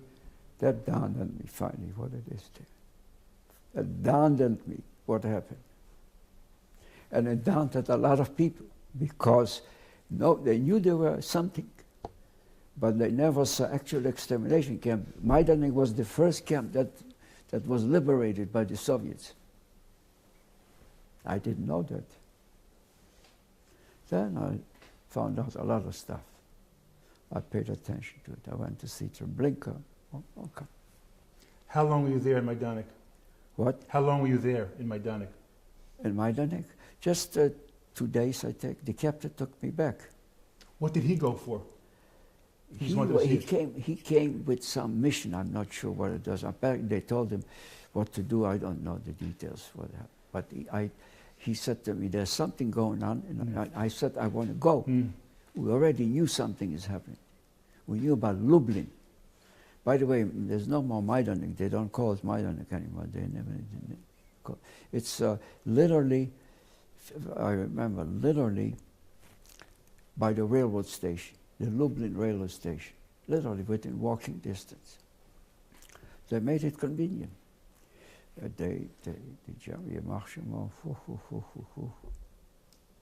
What did the people there, the survivors there, what did they say to you? Jewish survivors? Yes, there in Majdanek, the ones you used to talk. I didn't know, but I saw about, they came together afterwards, maybe 50 survivors looking like this, what I told you, that's it. But I had to leave because the captain wanted me to go back with him. But yeah, the Soviets came in and they took stretchers people, they fed them and brought in nurses and doctors and all kind of stuff for a few days. I was going to ask you, did they ask you for food? No, I don't think so. No. Everybody was kind of with Raj Gadol because they saw a Jewish man, a Jewish boy. And so was I. Yes. Yes. Never forget it. Never forget it. But that told me a lot. The story of the 5 Nazis that they hung. Yeah, this happened in November.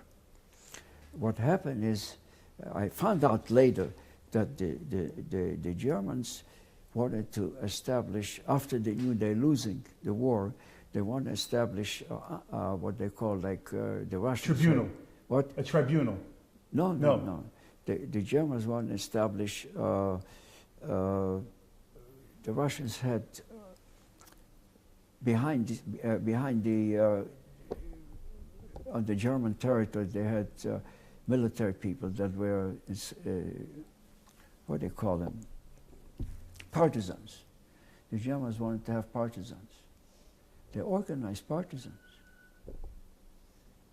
But it didn't work because they wanted to have partisans on the American side, on the Soviet side. So these 6, 2 women and 4 guys, German guys. How did they find them? They had a German shepherd. They used to bring him in. Somebody was connected with them. So they found him right away. In no time, they announced they're going to hang him. A tribunal, not big deal. But you saw it? Yeah, that's what I was there. And to describe it, tell me. Well, so what happened, so I found out that they have a tribunal in Lublin, and they're gonna prosecute him, and the verdict will be death. So the captain, the Russian captain, kept telling me they're going to do this in November. So I went with them, and I saw this. So they put them on trucks, on a special hanging, a chain, and a neck, one at a time. The truck moved. That's it. And there were thousands of Polacks going like this. You're 16. You're 16. You're watching a hanging. I've never seen a hanging myself. What are you thinking? What do you? You wouldn't think anything. You're thinking that they are murderers, and they're doing a good job to get rid of it. That's it. The Soviets didn't have Rahmanis. They didn't have Rahmanutan. Oh, till today, by the way, they don't have Rahmanutan, these guys. So, but they were going, the Polacks were going like this. Everybody, 3,000, 4,000, 5,000 people were there. I was in uniform. And it's a few Scotsmen were with me too. Polish soldiers were with me. August, September, the Warsaw Uprising, the Goyish Warsaw Uprising. I didn't know much about it. I'll tell you when I knew about it. There was two things were happening. The Polish army at one side from the Soviet side, which was called Armia Krajowa, Armia Ludowa, which was so-called on the left. And from the British side, they had Armia Krajowa. The two armies, Polish armies, were not necessarily politically connected. They did very little to do with each other. So, but because we were in the pontoon brigade, we not only had pontoons made out of wood, but we have little, what do you call these, little boats made out of rubber boats. What do you call these? A dinghy or... Yeah, that's right. So one day, I got a call. I didn't get a call. They came out and they said to me, with another 3 guys, two of those boats, rubber boats, you got to go to this and this city, north of Warsaw. They're wounded Polish military guys. That's how I found out that they're two different. So I brought back wounded Polish soldiers because we were able to do like this. We knew the water, we knew the Wetzler River. So we brought back, we went 3 times, there and back at night, bringing back, I think the first time I brought 2, the second time I brought 1, and then the third time another 2, I think 5 of them. We brought back Polish wounded soldiers from the Armia Krajowa, not from the Ludowa. The Ludowa didn't like Jews, and I ran away from them too once, but that's beside the point. The moment they said the word of Ludowa somewhere there, I was gone. The Polacks had a habit to drinking a lot. You come in with the shkutzim together, and they, a liter of vodka you had to bring with you, and I heard him speak that there's Armia Krajowa on the other side of the river. I excused myself, I got to go to the bathroom, never went back. But I'll tell you a cute story. I think you like that. When we were in Brochin, how much time you have? I think it's 1 o'clock, and I have to get back to Yerushalayim. Okay. Before Shabbos. One short story. Coming Sunday. Talking about being inventive. My father was sick. The Polish doctor, Dr. Makowski, was the mayor of the city of Brochin. Very nice man. Always walked around with a little case. A doctor. My father was sick. He had a lungs infection of the lungs. So my mother invited him to see my father. He came in, he examined my father, and he told her, put out these big sheets with moisture in it. And he put on my father's back cuppings. You know what cuppings are? You never heard about cuppings? Bankers. What? Bankers. Bankers, they're called bankers. It's a glass that, technically speaking, if you put a fire into it... It'll suck up from the... Yes. Bankers, they're called bankers. Okay. He put a bunch of bankers on my father's back. And I looked at it. My father was sick, he was lying like this. That's it. One day, my lieutenant comes to me. We were already close to Lublin. He said, you know, because I had my own platoon of about 6 or 7 guys, but the rest of the platoon were separate. They were the ones that moved the pontoons, they made the planks and all, tied up the pontoons. He said they're sick and they have fever. I was a kid. So I said to myself, I remember, and then I went in to see them. They were all lying half naked like this, and like this, with high fever. About 10 of them, on straw mattresses like this. So I went back to him and I said, I remember that the doctor put bankers on my father's back give me all the little jiggers. And I laid all the schutzim out, but it took us up. Right. And I put a fire there with a lid because I had alcohol. Yes. For the big hammer. And I took a cotton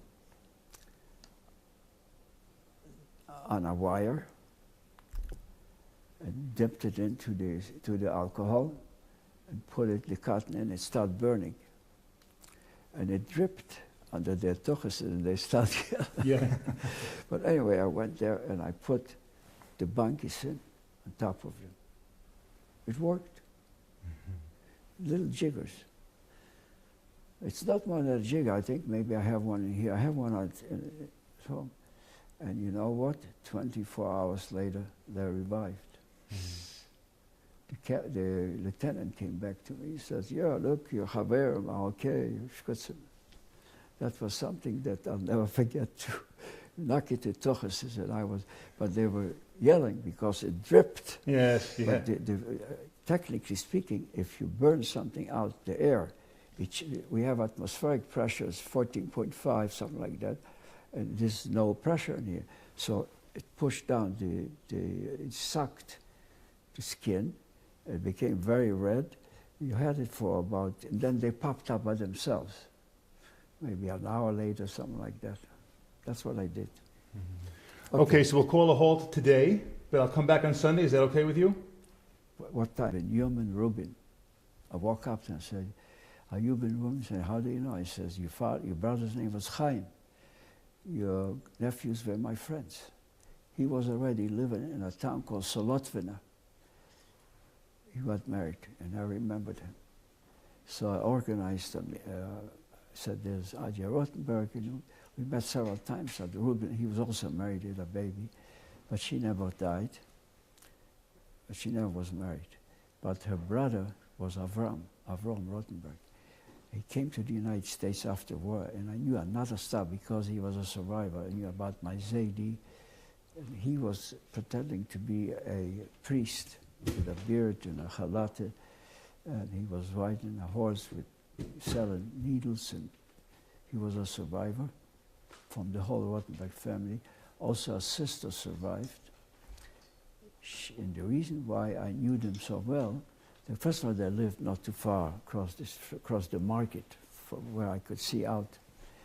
But her sister had 2 children. One of the children had, what they call it, was sick where they can't move.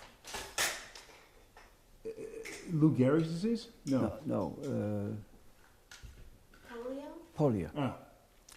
And my brother was his age, the 1st grade.